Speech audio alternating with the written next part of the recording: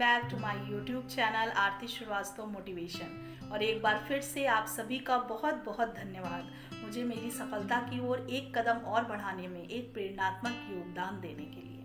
आज का विषय है वुमेन एम्पावरमेंट, नारी सशक्तिकरण। जी हाँ, नारी ईश्वर की एक ऐसी रचना है जिससे सारी सृष्टि की रचना होती है और एक औरत के जीवन में ही सबसे ज़्यादा बदलाव आते हैं। और जितना ज़्यादा बदलाव उसके जीवन में आते हैं उतना ही ज़्यादा वो खुद को बदलने से डरती है। आज इस चैनल के माध्यम से मैं पूरे देश से ये प्रश्न करना चाहूँगी कि आज के इस युग में जहाँ हमें लगता है कि देश बदल रहा है, क्या आपको इस बात का पूरी तरीके से एहसास है कि पूरी तरीके से आज महिला सशक्तिकरण हो चुका है? क्या आज भी हम पुरुष प्रधान समाज में नहीं जी रहे? आज के टाइम में आप अपने घर की महिलाओं को रात में 10 से 11 बजे के बाद कहीं बाहर जाने की परमिशन दे सकते हैं? और बहुत सोचने के बाद आपका आंसर भी यही होगा कि नहीं, क्योंकि आज के टाइम में भी कहीं ना कहीं हमारे मन में असुरक्षा का भाव होता है। ये वीडियो देखने के बाद हो सकता है कुछ लोग मुझसे कहें कि नहीं, देश बदल रहा है, तो मैं भी यही कहूंगी कि देश बदल रहा है, लेकिन देश को अभी बहुत ज्यादा बदलने की जरूरत है।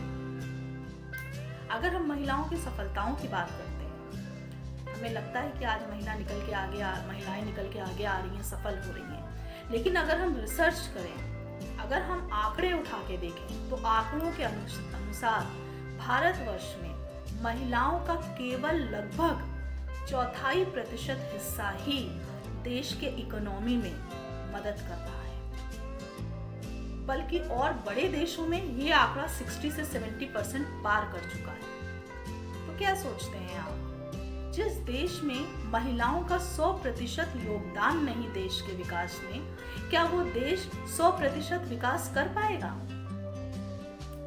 आज भी हमारे देश में भारतवर्ष की बेटी को न्याय मिलने में 6 से 7 साल लग जाते हैं। आज भी हमारे देश में एक सिंगल मदर को अपने जीवन यापन में बहुत स्ट्रगल करना होता है, बहुत सारे सैक्रिफाइसेस करने होते हैं। आज भी हमारे देश में एक सिंगल लेडी को अपने रिस्पेक्ट के लिए, अपने आत्मसम्मान के लिए एक जंग सी लड़नी होती है। आप में से बहुत से लोग आज ये सोचते हैं कि मैं ऐसा नहीं सोचता, लेकिन देश केवल आपके सोचने से नहीं बदलता, बल्कि बहुत सारे लोगों के आपके जैसा सोचने से बदलता है।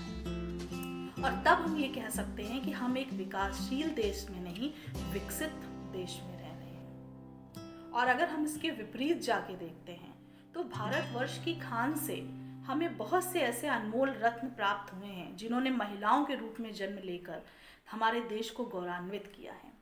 जैसे अगर हम बात करें कल्पना चावला, अरुंधति भट्टाचार्य, गीता फोगाट, बबीता फोगाट, जो कि हरियाणा के एक बहुत छोटे से गांव से थीं, जिनके पिता खुद ये चाहते थे कि उनके बेटा हो, लेकिन उनकी दोनों बेटियों ने न सिर्फ हरियाणा का बल्कि पूरे भारतवर्ष का नाम ऊंचा किया है। शहनाज हुसैन, जो कि एक बहुत छोटे से जगह से आई थी और उन्होंने अपने हर्बल प्रोडक्ट को लेकर पूरे भारतवर्ष में नाम कमाया है। कल्पना सरोज, जिनकी शादी 12 वर्ष की आयु में हो गई थी और 6 महीने बाद ही शादी में बहुत प्रॉब्लम होने की वजह से उनके पिता उनको घर ले आए, और उनके पिता एक कांस्टेबल थे, वो एक छोटे से गांव में रहती थी, और वो लड़की 17 साल की एज में एक छोटे से गांव से निकलकर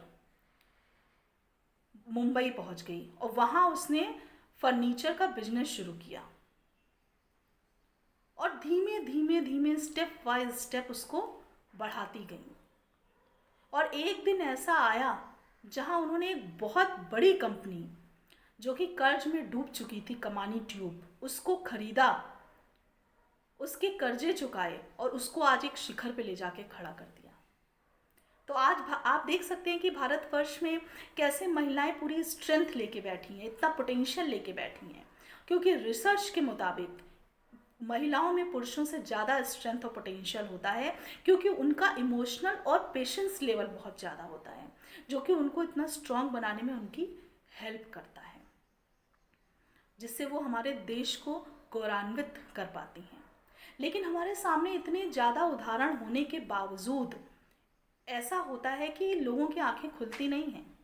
आज भी अगर वो हमारे शहर की सड़कों पे देखेंगे किसी लड़की को बाइक चलाते हुए, बुलेट चलाते हुए, तो इतना गौर से देखते हैं वो कि न जाने क्या हो गया है। अगर आज भी किसी लड़की को अपने काम के सिलसिले में टूर करना पड़ जाए और टूर के सिलसिले में उसको होटल में रूम लेना पड़ जाए, तो लोग खुद तो सरप्राइज होते ही होते हैं, उनके उस लड़की के माँ बाप को भी वो इतना ज़्यादा सरप्राइज कर देंगे कि न जाने उन्होंने गलती कर दी है कि गुनाह कर दिया है। तो आपसे मैं पूछना चाहूँगी, क्या एक बेटी को अपना परिवार चलाने का हक नहीं है? क्या एक बेटी को अपनी माँ बाप की ज़रूरतें पूरा करने का अधिकार नहीं है? क्या एक बहन को अपने भाई का संरक्षक बनने का अधिकार नहीं है? कब तक आप अपने प्रिंस चार्मिंग, अपने गुड लुकिंग हस्बैंड से अपना पहचान बनाती रहेंगी? कब तक आप अपना सरनेम बदलती रहेंगी? कब तक आप ऑनलाइन रिजर्वेशन के टाइम दिन की ट्रेनें सर्च करती रहेंगी? कब तक आप घर आने के लिए अंधेरों से डरती रहेंगी? सबसे ज़्यादा इम्पॉर्टेंट बात तो ये है कि आप अपनी अहमियत, अपनी इम्पोर्टेंस को जानिए, अपनी ताकत को पहचानिए, तब देश से उम्मीद करिए कि वो आपको समझ पाएंगे। आज भी हमारे भारतवर्ष में कई ऐसी जगह हैं, कई ऐसे छोटे गांव हैं जहां महिलाओं को अपनी इच्छा बताने का अधिकार नहीं है। उनकी ज़िंदगी वहीं पे उन्हीं चार दीवारी में बीत जाती है। तो देश केवल हमारे और आपके जागरूक होने से नहीं बदलता है। देश के हर तबके, हर गांव, हर जगह में जागरूकता होनी चाहिए, और इसके लिए ज़रूरी है एक एक इंसान दूसरे को जागरूक करता जाए, चेन आगे बढ़ती जाएगी, देश बदलता जाएगा, देश जागरूक होता जाएगा।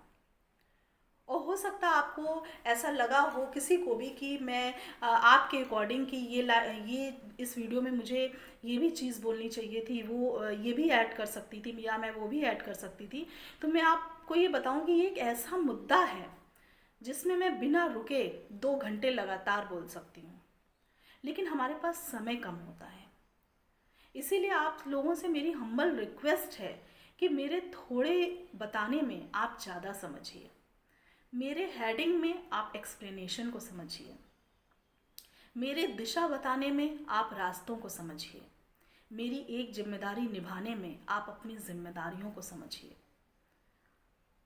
और हर महिलाओं से मेरा ये रिक्वेस्ट है कि आप अपनी इम्पोर्टेंस को समझिए, और पुरुष समाज से ये मेरी रिक्वेस्ट है कि आप महिलाओं की स्ट्रेंथ को समझिए, उनका देश के विकास में क्या योगदान है उसको समझिए।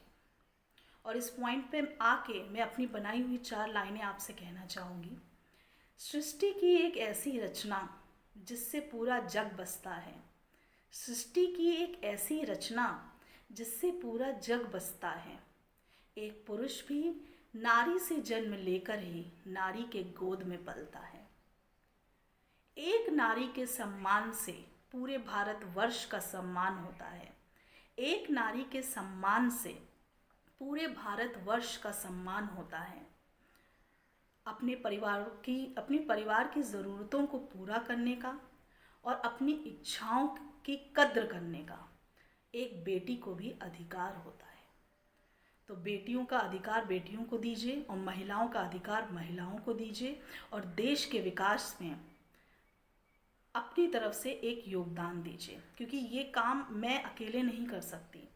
मेरे साथ आपको भी जुड़ना होगा, देश को जागरूक करना होगा, क्योंकि एक जागरूक देश ही विकसित देश होता है।